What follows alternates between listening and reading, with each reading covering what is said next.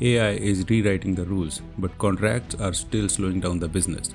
Deals stall, risk piles up, sales cycles get dragged into legal limbo. Why? Because contracts are still built for a world of fear, not trust. Lawyers hesitate, buyers don't know what's fair, and everyone loses time and momentum. Our guest today, Olga V. Mack, is flipping that script.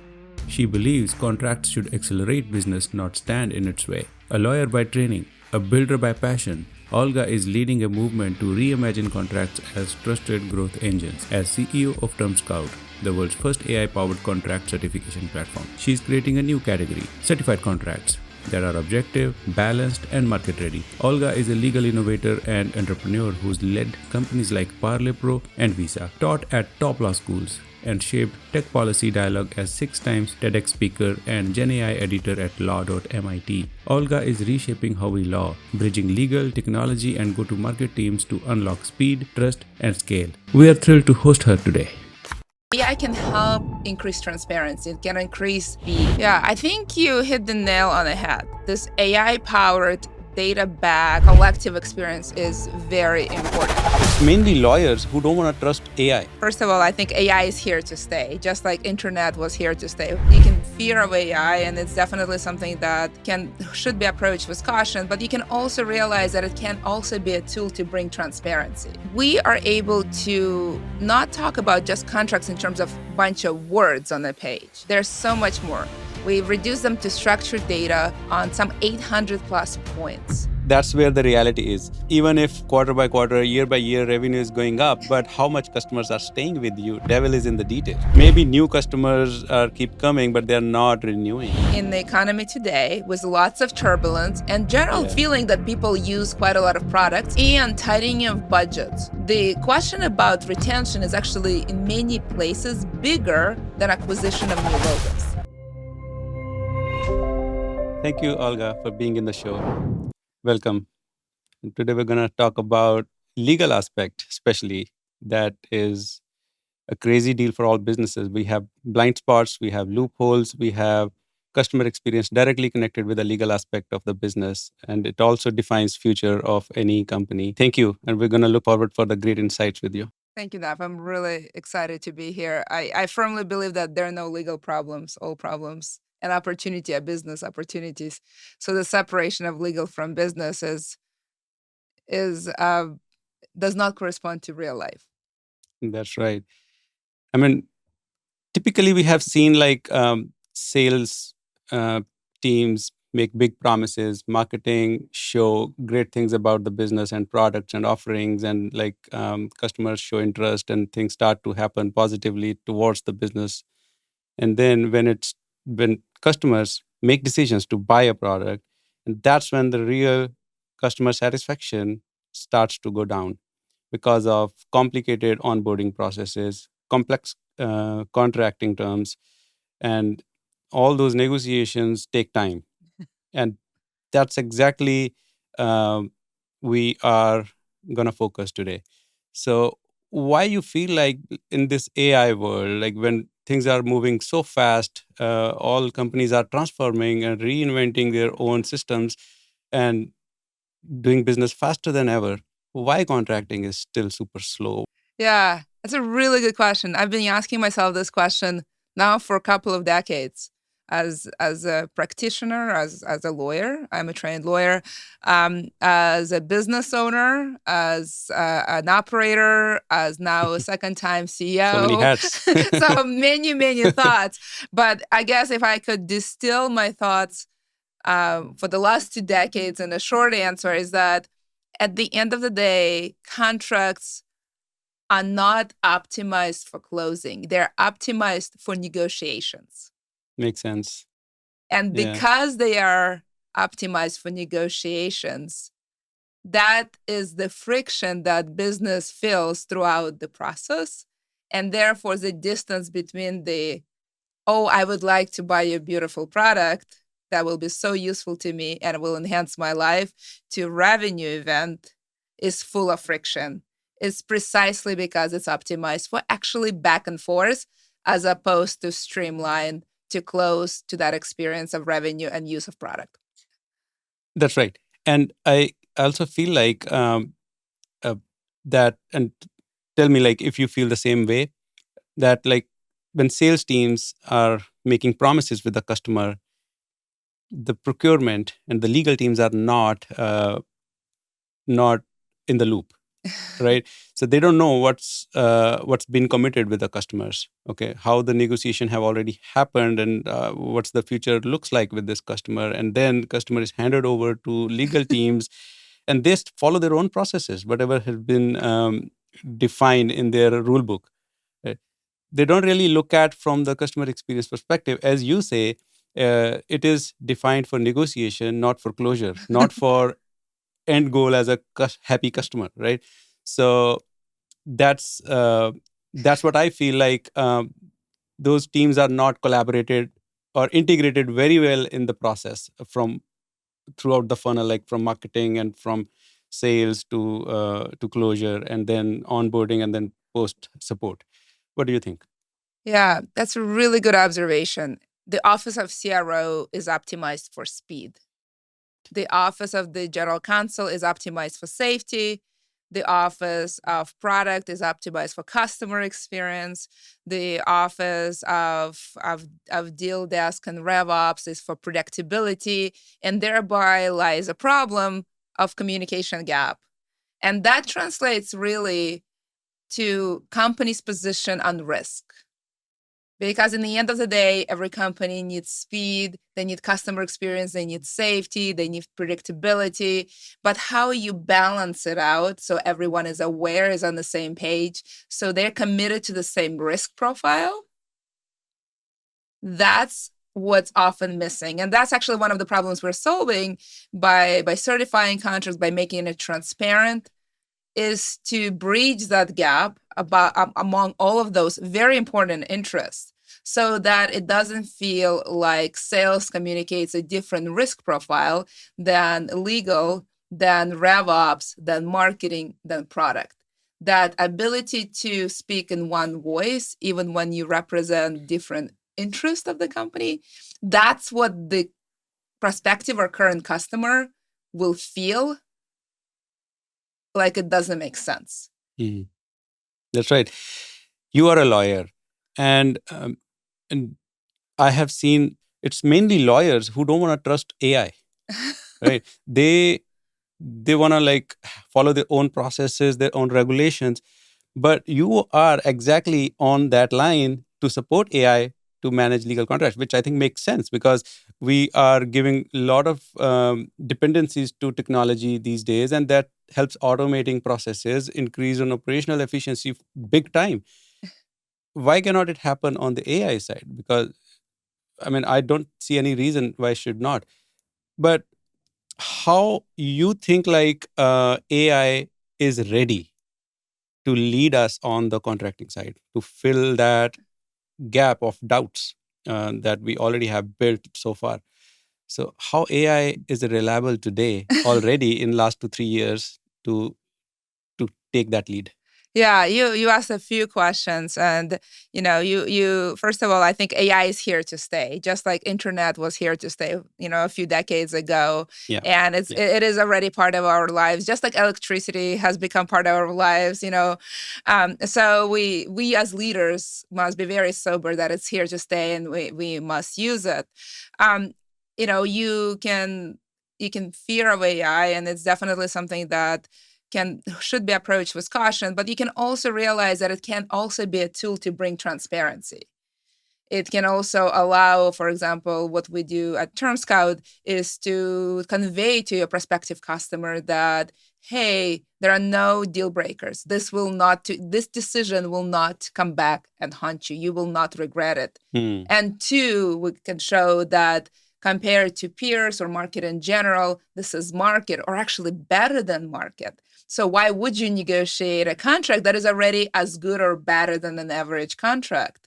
Yeah. And so AI can help increase transparency. It can increase speed. Yes. And we see it throughout the contract process. We now see AI pretty much in many sales processes, from making projections, by scoring leads, all kinds of things. But contracts, which is sort of the last mile in the funnel, Yeah. It feels the longest. If you ever talk to a sales professional who've gone through all the stages of the funnel and they now say, oh, it's contracts, and they just stop doing anything. I've never seen sales professionals to be more helpless than in a contract stage. They all of a sudden become sort of passive. Oh, it's with lawyers. Yeah.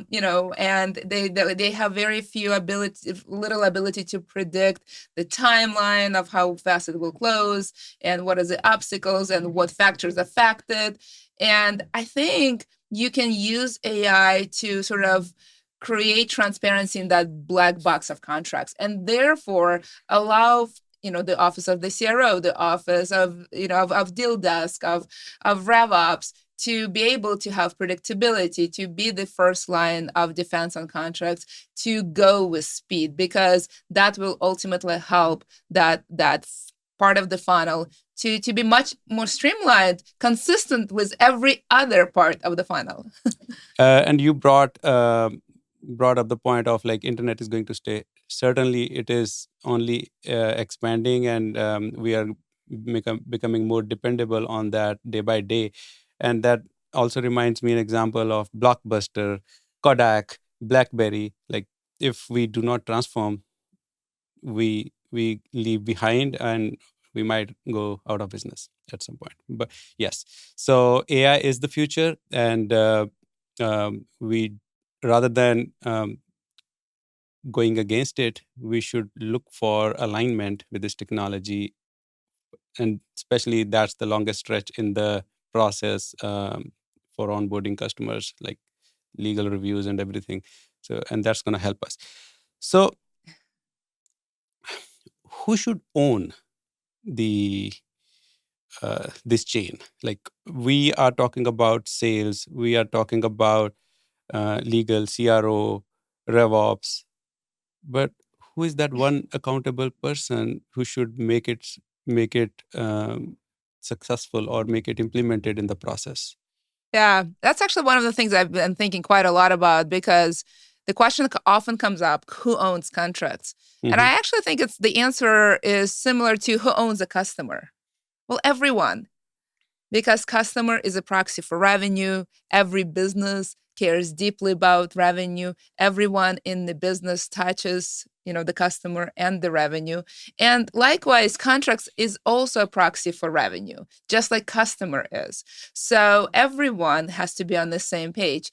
The sales that cares about speed, legal that cares about safety, procurement that cares about sort of predictability, and RevOps, deal desk, marketing, all of it. So it's actually collective. And that ability to be on the same page and communicate the same message and give the customer a consistent experience, independent of whether they interact with a sales professional or marketing professional or legal professional or product or throughout the organization, that consistent risk profile representation and transparency, so that legal is not sort of a scary place and very different from the product or what has been communicated in sales. That consistency, that is what a customer notices.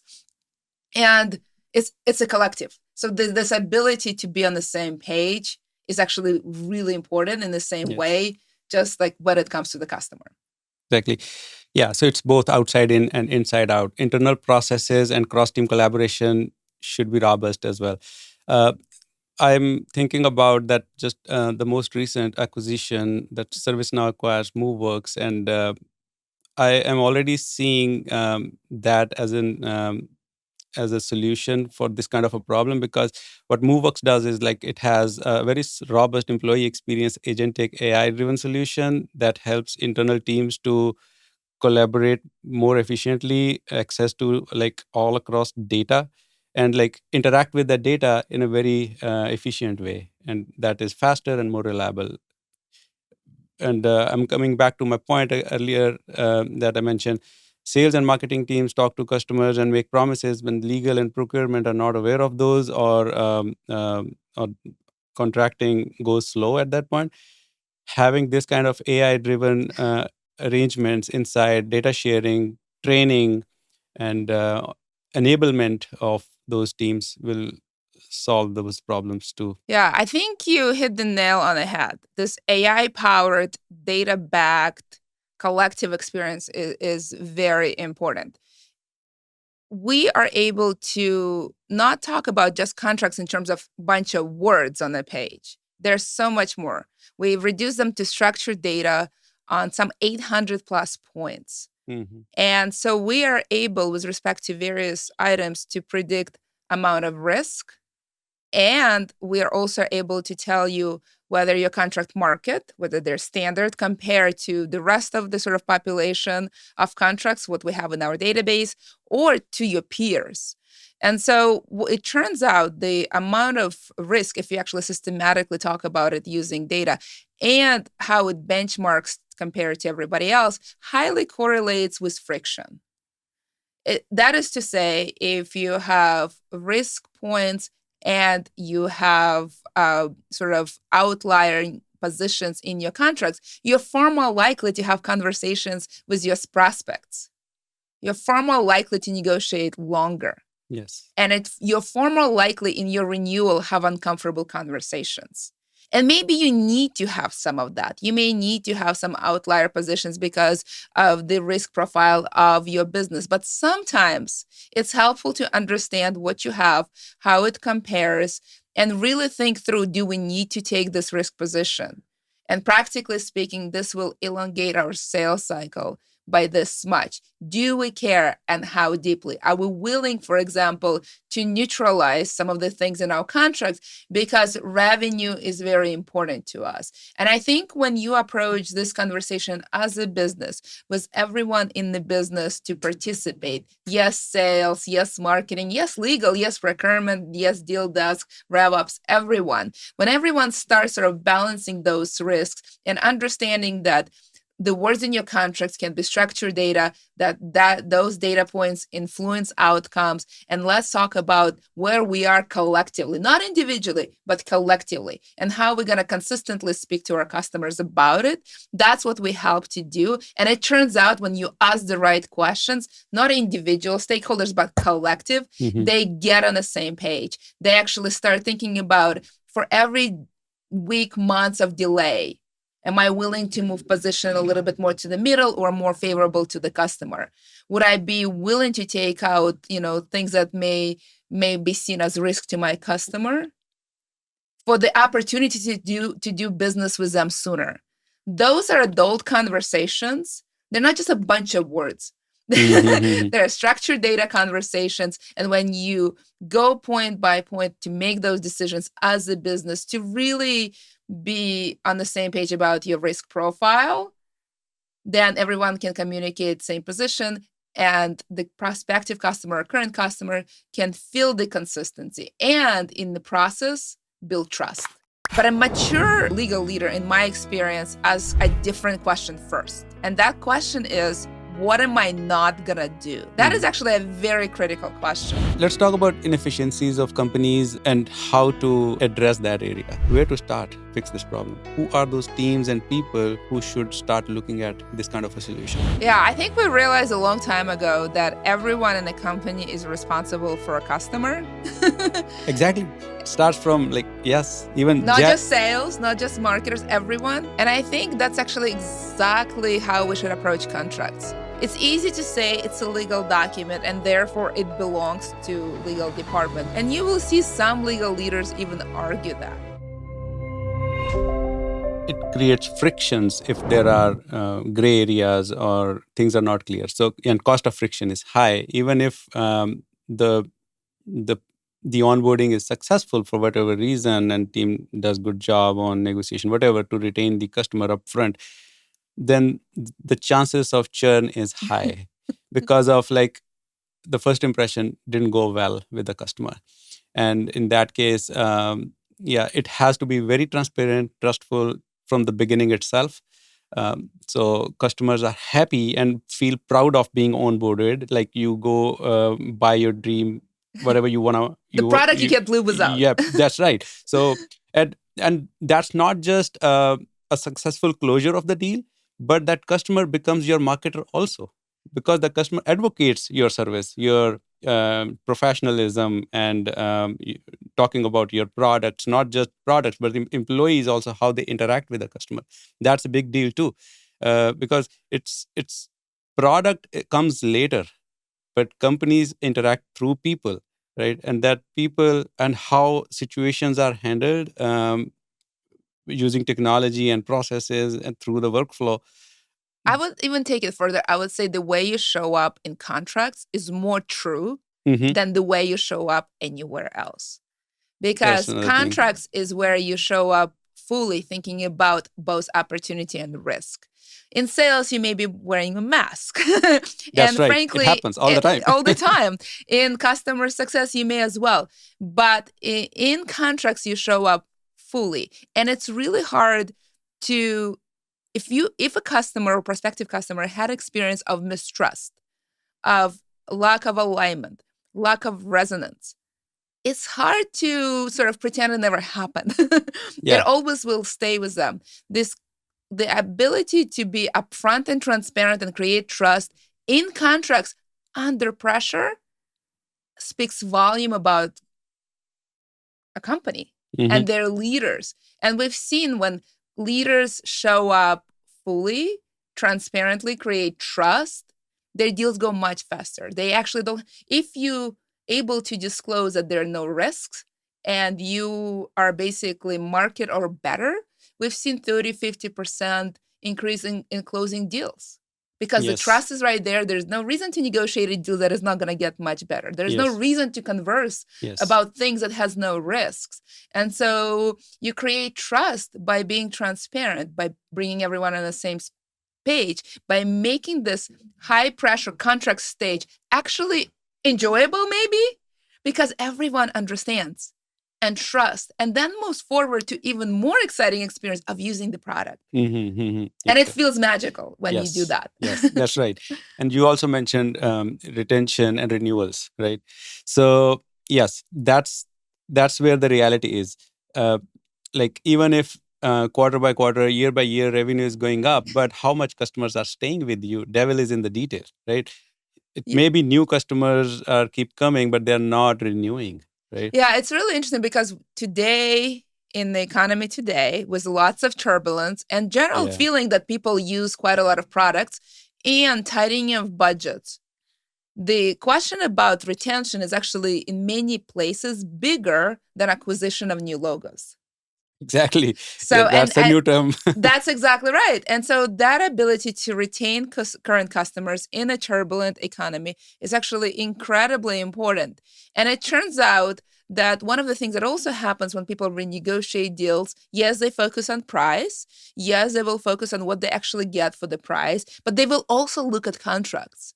And your ability to renew and renew fast also very much depends on your contract terms. And again, whether it's customer success or RevOps or whoever, deal desk, whoever deals in that renewal, their ability to have a seamless, enjoyable, transparent, trustworthy experience, just like the customer has with the product, very much correlates with how you show up in contracts. Again, we've seen deal desk and RevOps and various revenue and customer success leaders renew customers much faster.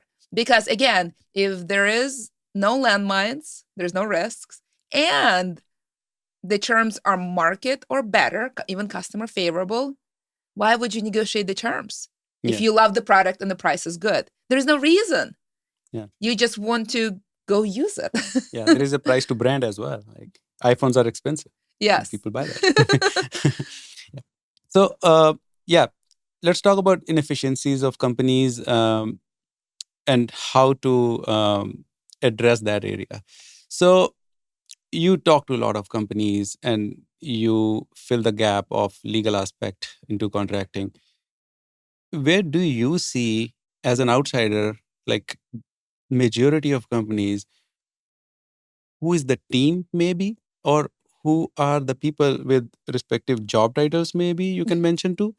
Like what's the starting point of, because we're talking about problems right now, a lot of problems here, and that's fixable and technology is there to help us. Where to start fix this problem? Like who are those teams and people who should start looking at this kind of a solution? Yeah, I think we realized a long time ago that everyone in the company is responsible for a customer. Exactly. It starts from even Not just sales, not just marketers, everyone.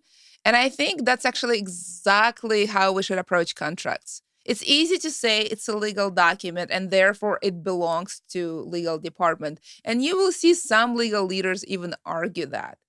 I actually disagree with that. I think contracts are asset of the company, just like customers are. They are proxies for revenue, and everyone in the company must strive to improve their relationship with the contract because their ability to know what's in their contract, how it maps to risks and opportunities, and how it compares to market or their peers, that ability, just like their ability to understand the life cycle of a customer, is important. And so I don't think it's any one stakeholder who owns contracts. It belongs to the enterprise. Reducing contracts to structured data allows contracts to be spoken the language of the business, which is not a bunch of legalese. The language of business is finance and numbers and projections. Yes. And when you take contracts and reduce it to structured language, all of a sudden you take it from realm of, oh, this is something that lawyers do. You bring everyone in a conversation. It's like, my first language was Russian, Ukrainian. And when my American husband sits at the table and we start speaking Russian, Ukrainian, he's left out. But as soon as we speak English, he is part of the conversation. That's true. That's what taking contracts from legalese to structured data does. Once you reduce contract not from a bunch of legalese, but to 800 points and show the impact of every point to your bottom line, all of a sudden, this is no longer a legal conversation. Sales will have a point of view. CFO will have a point of view. Your board will have a point of view. Your CEO, everyone will have a point of view, and everybody will become fluid. Reducing contracts to structured data brings everyone in, just like, for example, English in the multifaceted family will at your party in the United States. Exactly. Even engineering sometimes say like this contract is not possible at all to deliver because of sales. As sales is not aware that if it's feasible even. Yeah. So how to stay compliant, like to make sure AI is giving you an easy to make decision reports on the contract, a summary of terms by clause or by sections or by aspects of the contract. But it is just the end summary of the contract. But contract itself has to be compliant with legal terminology and by regulations. How AI makes sure that it is still compliant? Like, what's the starting point? Like, if contract is there and you get score or you get recommendations based on whatever is written there, but lawyers still would like to review the contract. It's really interesting. I talked to many lawyers, and I think I'm not sure if lawyers, as a knee-jerk reaction, want to review a contract. Okay. Because when you look That's interesting. Yeah, if you, I think when you look at a legal department at any company that is often viewed as a cost center, they have all kinds of stuff on their plate.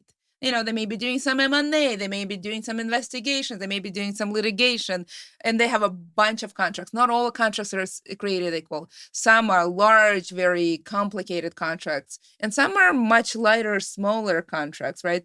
So it is true that I would say not a mature legal leader will ask questions like, how do I get to all of it as soon as possible? Bigger, faster, cheaper, sooner. But a mature legal leader, in my experience, asks a different question first. And that question is, what am I not going to do? That is actually a very critical question. Because if you look as a legal leader at all the things that you could possibly do, I will say that if you have a volume of SMB contracts, that's probably not worth your time nearly as much as high-end deals. It's probably not nearly as much of your time as that high-stake litigation or that M&A deal. And when you realize that if you can create transparency and trust and never review those SMB deals at all of a sudden, you just freed some percentage of your time and you can invest it in things that matter. And so, Yes. I actually have seen to me, the difference between an enlightened leader, legal leader, and a good to mediocre one is that ability to ask the very important question, what am I not going to do? How can I create trust and transparency so it goes faster? So I can take my valuable resources, whether it's my budget, my attention, my personnel, whatever, and put it where it matters. And so when you start thinking this way, it becomes very easy to say, look at your SMB deals and say, we need a volume of them. They're under $50,000 each. Collectively, they're worth a lot to us. If we reduce the friction and take a position maybe slightly favorable to the customer, if we take out landmines, we will never have to see them again. They will just sign, and we will take our important focus and time and resources and invest where it matters. When you start thinking this way, then it's really easy. Do you have some reference points, like how often customers quit during the journey during contracting phase? Yeah, it's really interesting. It's actually not unusual for customers. Depending it actually, the short answer is it depends on the product. If you have a unique, highly differentiated product, chances are you have leverage, and you actually will have leverage in your contract. But nonetheless, if you take a position that introduces risks and benchmarked away from market, it will slow down your deal significantly. And for every day customer has not signed the deal, you can figure out how much dollars you lose every time. I think practically speaking, that's an impact.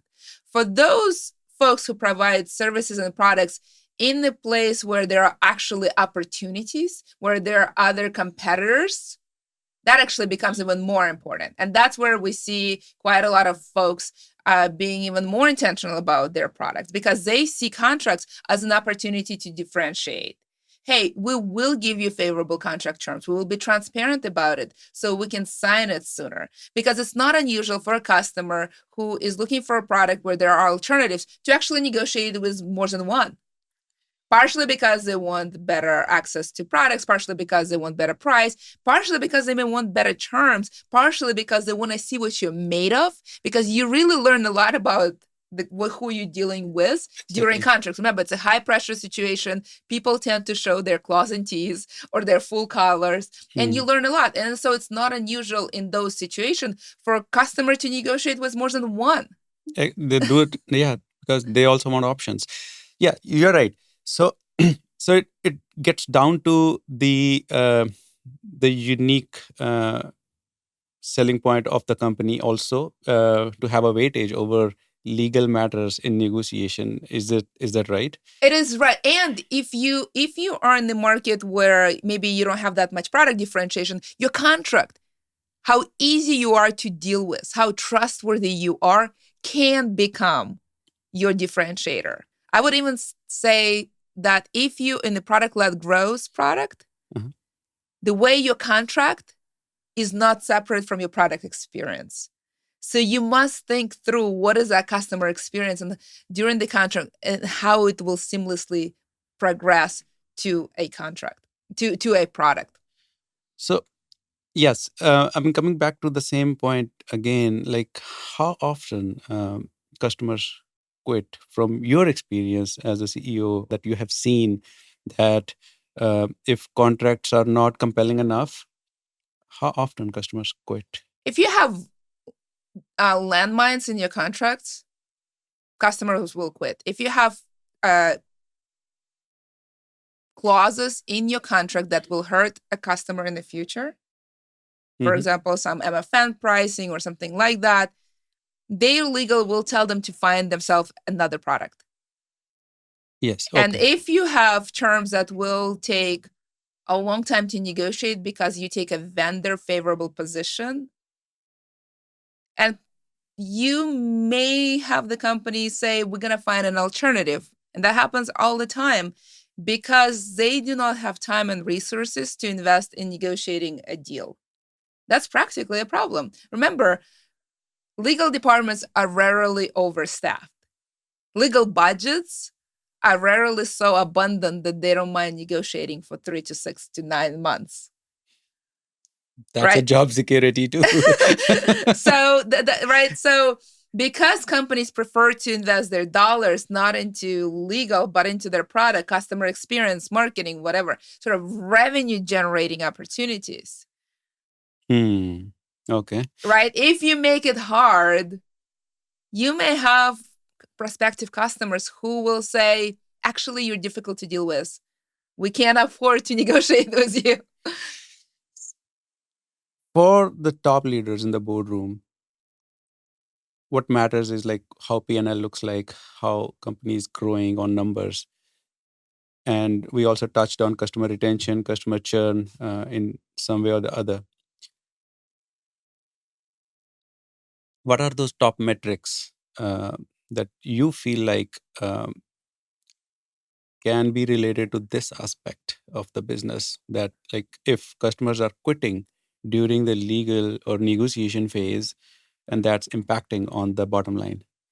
So, are there any metrics to measure failure of this lag on the customer journey? Yeah. We have a proprietary algorithm to score whether or not you're at market, basically somewhere in the middle where everyone is in your industry generally, or whether you're customer favorable or vendor favorable. And those are sort of rough 3 positions points, but of course they have shades of gray. But the reality is if you're taking standard positions or better, your friction will decrease substantially. That's that favorability, that market standard is very important. The second one is risk. You put something silly that customer may regret in the future, and it seems like a bomb that is ticking, that will likely kill your deals more often than you want. And so if you pay attention to 1, landmines, and 2, what is market standard, and have fluent conversations about it at every level, from sales, legal, to your C-suite, to your board conversation. And when it's numbers driven, you'll be surprised how excited everybody will be to talk about your contracts, because all of a sudden you speak their language. Yes, that's right. This is not a majority trend yet. I'm moving toward dynamic finance because, as you can imagine, if you having an annual budget and a product cycle changes, say, every 6 to 9 months, your budget is outdated on day, 5. And it's true that very few people sort of get up in the morning and say, I want to read some contracts. But nonetheless, I would say contract page is actually kind of like pricing page. People who open it, they raise their hand that they're interested in your product. Do you help in refining, not defining, like it comes as a draft, but refining contracts to make it higher probability of succeed? Yeah, we actually, one of the reasons folks come to us is because they want to understand where they are, because they don't have market data. And so they will give us their contracts, and they will get a report on many of those points that will slow down. They're slowing down their contracts. And we'll give them quite extensive feedback. That report is actually very valuable. And that's one of the many reasons customers come to us. And then we talk through whether they're happy with the outcome. They like being vendor favorable, market standard, or customer favorable, depending where they are. And there's sort of shades of gray in every category. And then they think through how, if they improve their positioning, what it will entail. And then they start experimenting how much less friction and more revenue they're getting sooner. and they get real sort of backed up by numbers what it means to have unfair terms, what it means to not be market standard. And it turns out when you start measuring and actively changing your contracts and doing A/B testing on the contract, on the contract, then that's interesting. Right? See, it's interesting because you're used to that term in marketing. You are testing your campaigns to see what resonates. Why wouldn't you do the same thing with a contract? That's an eye-opener. Why wouldn't you do it? Because if you know that a slightly different position will move it faster, if you have that data, then that's not a legal conversation only. Now it's a objective conversation where everyone can be part of it. Exactly. And we collectively can decide what makes sense. So yes, we will give you a report. We'll work with you to get you to where you want to be. And we find it's really, really interesting. We find customers that in the end of the day, they like being right in the middle. They like being market standard.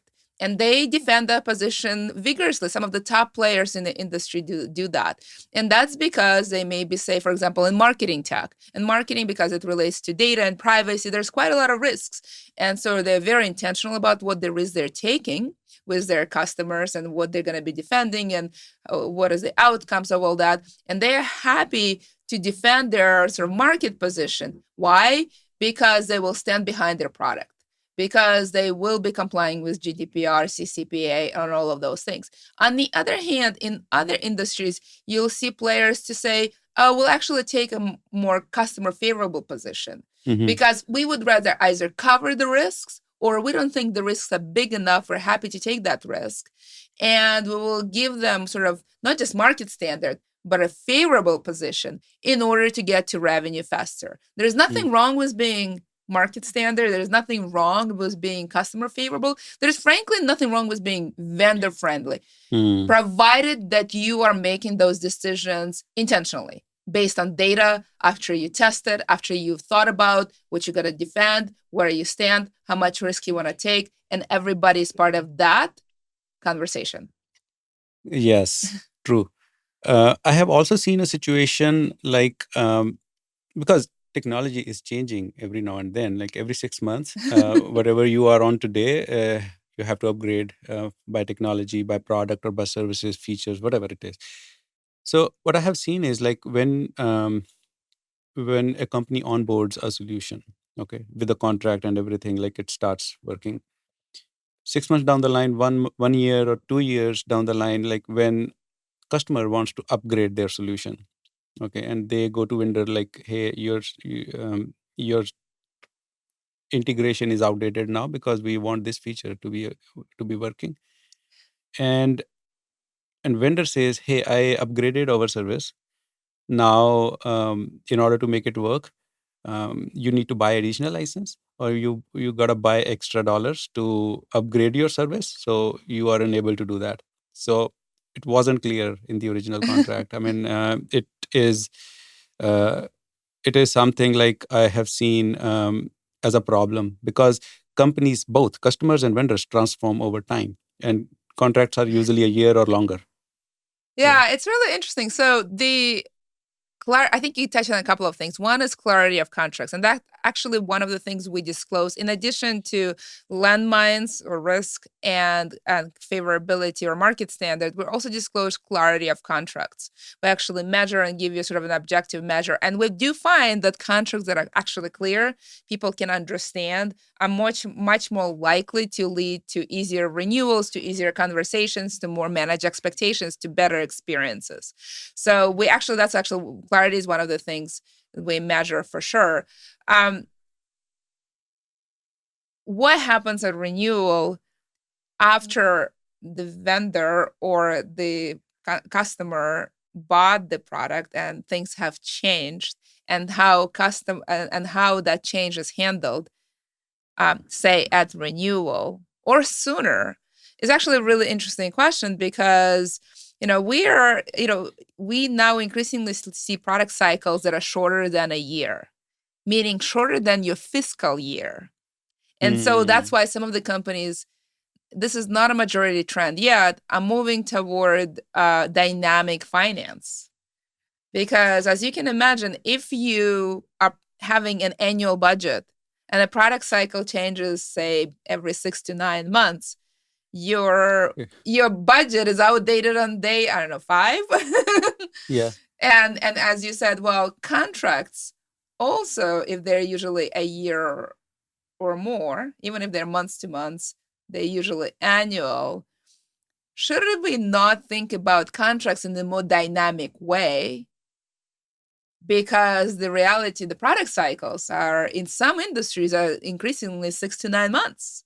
That's a really good question. And I would say the world is moving toward this more dynamic finance, budget planning, and frankly, legal needs to do the same.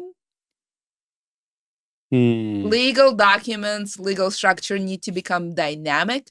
And I will say to you, if you start looking at contracts, not just like a bunch of words, but more like structured data, you're far more likely to get to that dynamic world and to keep up with it. Yeah, you have opened a floodgate in my brain right now, like by giving that A/B testing ideas on the legal contracts. As I'm seeing, like right now, you're saying like continuous improvement of contracts, not just like year by year. It has to be like, because with customers, vendors need to understand like how their roadmap looks like and what's coming up on their objectives, so that they can align their service with them and they can start structuring their contract terms before the renewals happen, as you say.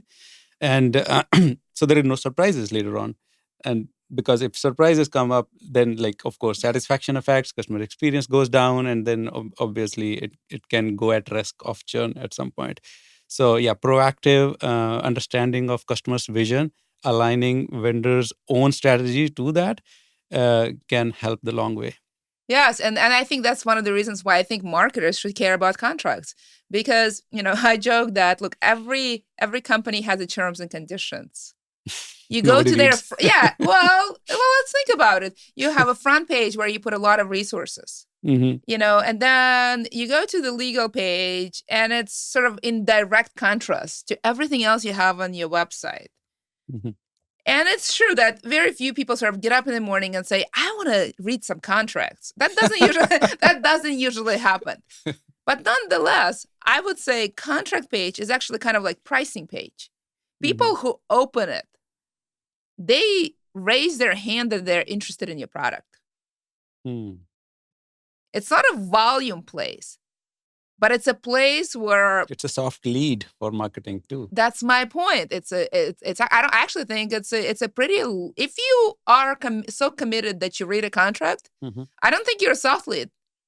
Yes. You actually a highly committed lead at that point, right? It's like the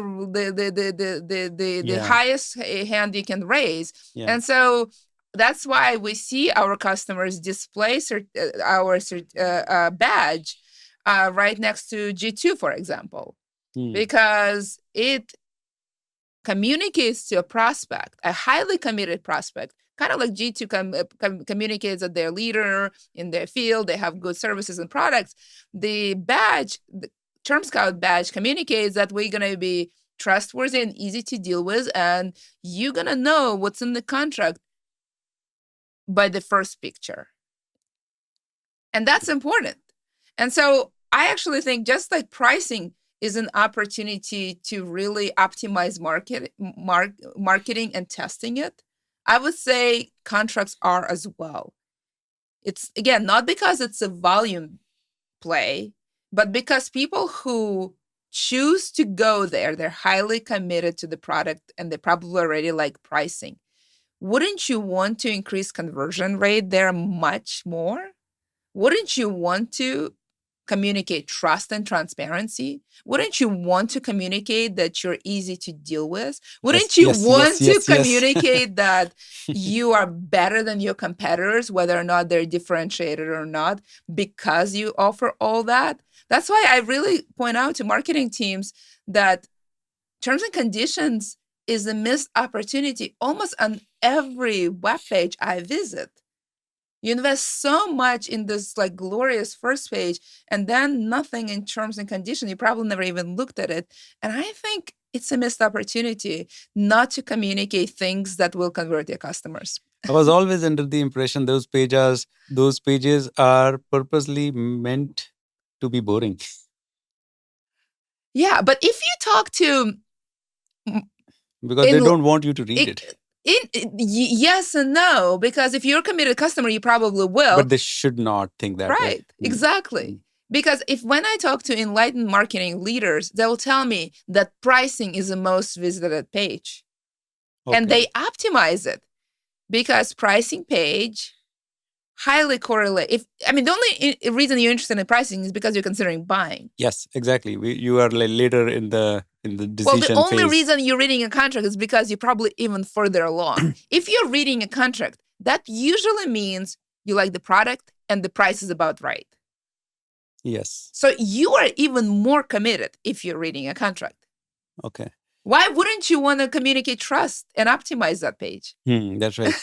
So that conversations with your peers in your company are not about negotiations and optimizing the joy of every stage of that, but how you get to revenue sooner without impact. Can employees take benefit? Because like the bonus systems, the incentives and all those plans at times are complex too to understand. What we've seen is that our customers, how employees list various awards and badges as achievements, they will list Term Scout badge as an achievement. We find that employees of the companies of our customers are proud that their contracts communicate trust. Now I'm thinking of two things to bring up with you. One is about B2B, where prices are not upfront. Mostly with large enterprises, prices are not really visible upfront. It comes later in the decision journey with customers. But before even that, I want to discuss about the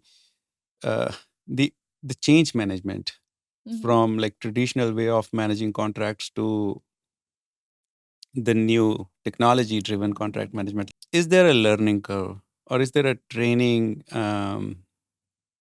requirement to enable inside company teams to be at that level for managing contracts digitally? We are not thinking about contracts as contract management. We're focusing on B2B contracts as a tool to manage revenue. Okay. And that's a very important distinction, because if you're just focusing on managing contracts in lifecycle of a contract, you're focusing on optimizing negotiations. Yes. But that's part of it, yeah. But if you're focusing on the revenue and the structured data of it, then you really zero in on the fact that contracts are a tool to increase value of the company through revenue. And how you balance risks and what you put in it will impact the friction.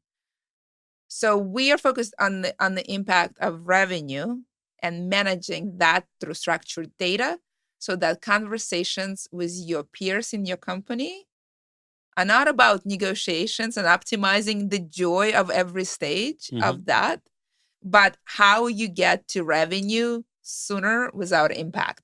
I see. It may feel like a small reframe, but it's an important reframe. Reframe from managing contracts to managing revenue. Managing revenue. And that's the difference between a legal tech company and a data-driven sales enablement, what I call revenue acceleration company. That reframe is really key. That's what takes it away from legal and words to realm where everyone is involved, and it's all about for shared goal of revenue. So your direct stakeholders are revenue ops teams. RevOps. Yes, it's sales teams, it's RevOps, it's deal desk. Yeah, sure. Legal is part of it because they help conversations around risks. But also we see, again, marketers very interested because if they want to position their product as a good product certified by, say, G2 or Capterra, they may also want to communicate trust in their contracts because it's part of the product experience. We also see CFOs care about it as well because they can use various risks in the contracts that are now in the form of structured data to make projections and think about a contract in a better way. So we think that the primary stakeholders are on the sales and procurement side. Yes, everybody else from CFO, office of CFO to legal are part of that conversation. But yes, we think of a contract as a tool to revenue, especially in the B2B context. Yes. Revenue teams work very closely with marketing also. Okay, so yeah, I have a great kind of experience with revenue folks, generate demand and then convert that into the revenue stream. Have you, okay, if you want to pick up like number one challenge dealing with these people that you had to facilitate addressing that, what was that?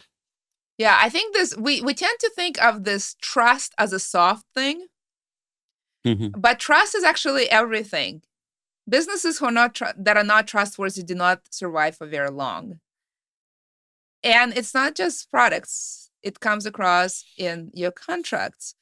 And so I think that's why I actually agree with you that marketing teams must deeply care about contracts because it's closely tied to that concept of trust. And marketing often deals with this trust issue, and they help to build it, manages throughout sort of product life cycle. And so that ability to have conversation, especially in a turbulent economy, because really, I joke that trust and uncertainty is even more important during times of uncertainty. That brings opportunity. Right.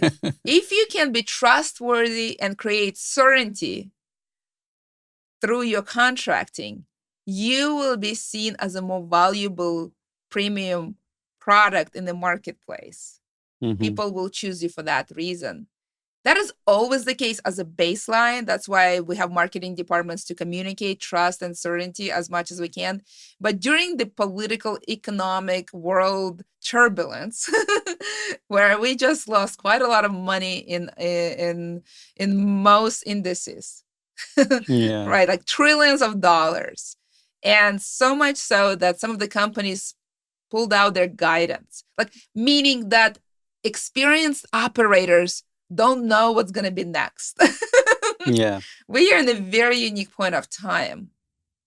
Because of so much turbulence and uncertainty, if you can communicate trust and certainty in every aspect, including your contracts, you already positioned yourself for success. And it can also help employees for their stock and performance-based benefits. Everyone, I mean, who won't benefit from a high performance? No, my question is from the other side. Like, can employees take benefit? Because like the bonus systems, the incentives, and all those plans at times are complex too to understand. What we've seen is that our customers, how employees list various awards and badges as achievements, they will list Term Scout badge as an achievement. We find that employees of the companies of our customers are proud that their contracts communicate trust. They like to be able to say that they're transparent and that their company doesn't just have list trust as one of the values, but actually lives it. So we see our badge, because our badge was not actually designed to be put in the signature of an employee, but we see them creatively do this to communicate that they work at a company that values trust and transparency. And I find this really interesting because if you look at various indices, trust and transparency have been declining well before current big events. We no longer trust not just politicians, but institutions and all kinds of things.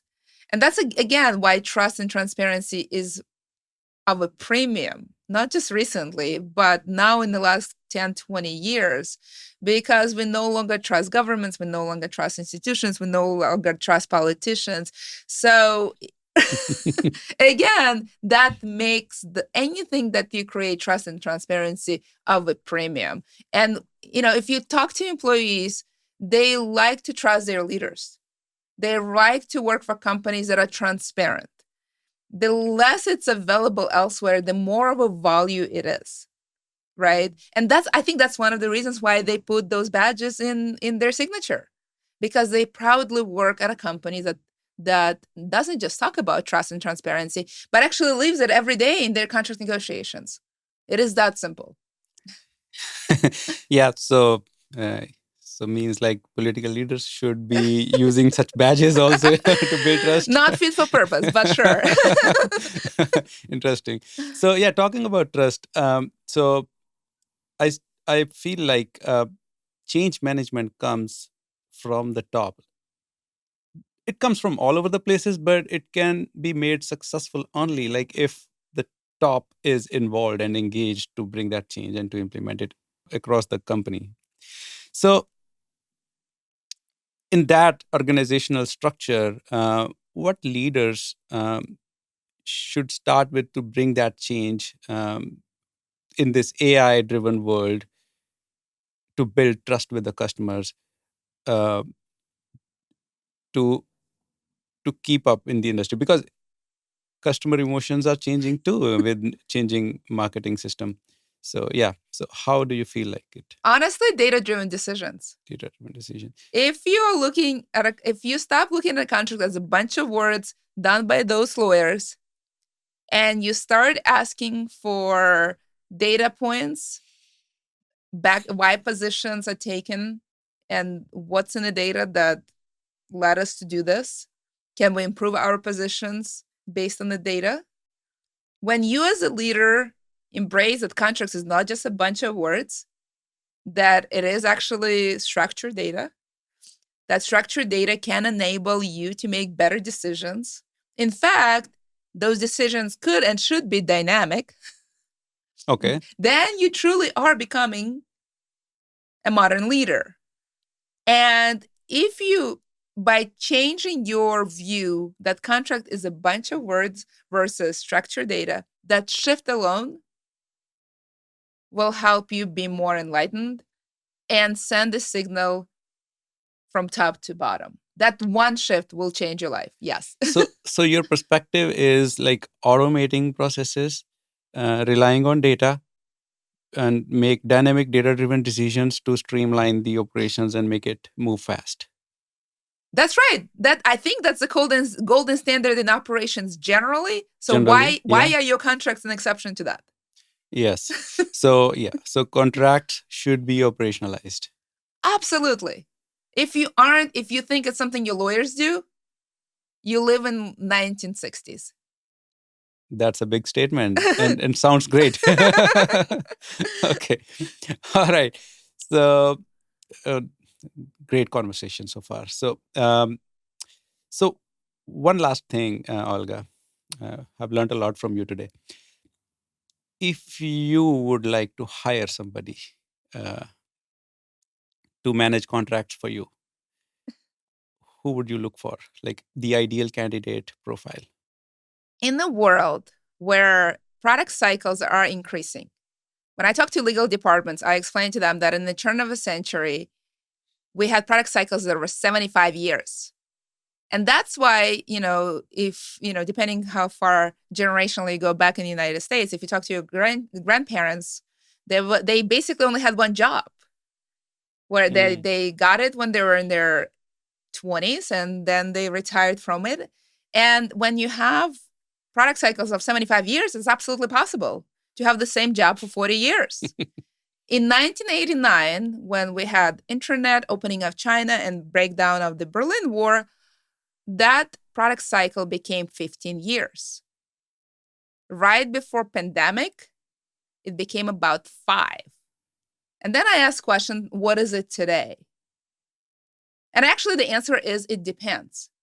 In some industries, it's still 5. In others, it's 6 to 9 months. But all of that to say that the product cycles are accelerating. And that impacts your leaders, what it means to be a good leader, not just what it means to be a good legal leader, but what it means to be a good leader, period. And I would say when you realize that the world is much more dynamic and changing, that you will have to be not just switching jobs often, but also your job you have today in the same company will be changing all the time. And you will you will be reacting to lots of turbulence and changes, some of them good, some of them have maybe foreseen, other not so good, and maybe not foreseen, from pandemic to presidents to all kinds of other things. I would say a couple of things that I would look for in a leader independent of a function. One is flexibility, as opposed to being doctrinal. 2 is data-driven decision-making. That fluency with numbers is mission critical, because you won't be able to be conversation about changing trends unless you're actually measuring them. Yes. And 3, it's really interesting. We emphasize a lot about innovation, but actually what I think is important is transformation. Yes. And that ability, that flexibility, data-driven decision-making, that's what allows you, that A/B testing we talked about, that what allows a leader say, we expected X, but we deal with Y, and for us to be successful in Y, we need to try a few things, see what works better, compare and contrast, dynamically change, and move forward. Then notice that something else happens. And as this, and being flexible, looking at data, making those changes, transformations, not necessarily innovations, but changes throughout the organization, throughout team, personally, in your career, in your skill set, that ability is what I'm looking for in a leader today across every function. Yes, and I kind of second that. I'll keep it short in my perspective. Like, if I would like to hire somebody to manage the contracting side, again, like another thing is like, whenever a phrase comes like AI will replace people, and I don't think so. AI will only replace people who don't know how to use AI. That's what I feel like. And similarly here on this role, I would also look at somebody who can use technology as, like you said, like make data-driven dynamic decisions and agile enough to transform.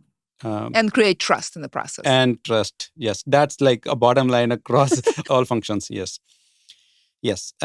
So, yes, thank you. Thank you very much, Olga. It's been pleasure having you in the show. Great conversation. And I hope listeners will learn a lot from you today. Thank you for having me. Thank you. Thank you so much for hanging out with us through our very first episode today. I truly appreciate your time and attention. If something in this episode sparked a new idea, shifted your thinking, or even just made you nod along, go ahead and hit that subscribe button. We are just getting started. We might have made mistakes. I promise we will improve. In every episode, I'm going to dive deeper into such conversations that impact us. And hey, if you're vibing with what we are building here, share it with someone you trust. That's how good ideas spread. Until next time, think holistic, think economics, think fast, and keep leading forward.